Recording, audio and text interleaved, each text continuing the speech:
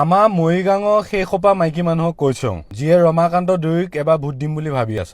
এইটো ভিডিঅ' গোটেই মই লিংকটো দি থৈছোঁ কমেণ্ট বক্সত, এবাৰ চাবি। মানে কথাটো এনেকুৱা হৈছে যে ৰমাকান্ত দেউৰীয়ে ৰাজহুৱা সভাত কা মাইকীক ক'ত ট্ৰেন্সফাৰ দিব, কা মাইকীক কি শাস্তি দিব সি ক'ব পৰা হৈ গৈছে। 10 বছৰ শাসন কৰাৰ পিছত সি 15 বছৰ শাসন কৰিব পাৰিম বুলি ভাবিয়ে ল'লে। চিন্তা কৰিব লগা কথাটো এইটোৱে, ধৰি ল তই গিয়ে তই পয়ে ৰমাকান্ত এগেইনষ্টত কিবা কৈছি, পিছলৈকে ক'বও পাৰে। ধৰি ল তই কিবা বস্তু পোৱা নাই, ধৰি ল অৰুণোদয় পোৱা নাই, ধৰি ল তই পেঞ্চন পোৱা নাই, ধৰি ল বিধৱা পেঞ্চন পোৱা নাই, এইটোক লৈ পেলাই তই ঘৰ কোনোবা মতা মানুহে কিবা ক'ব বা তই কবি, তকতো দম দিবই। দেখিছই এবাৰ ৰাস্তাৰ কথাক লৈ পেলাই কওঁতে মাইকী মানুহজনীক কেনেকুৱা দম দিছি। এবাৰ কি কৰিব জান, তই গিয়ে যদি কিবা ভুলো কয়, তই পয়ে যদি কিবা ভুলো কয়, তক শাস্তি দিব। মানে ৰমাকান্ত দেউৰীয়ে এতিয়া মাইকী মানুহ সভাক মিটিঙত সভাত লৈ পেলাই সি ফটো মাৰি দেখুৱাই আছে তাক হয় চবে আছ বুলি পেলাই, তাকে ভোট দিবি বুলি সি ভাবি আছে। কিন্তু ভাবি ল তহঁতে যে তহঁতে তাক ভোট দি জিকাবি আৰু তহঁতকে শাস্তি দিব।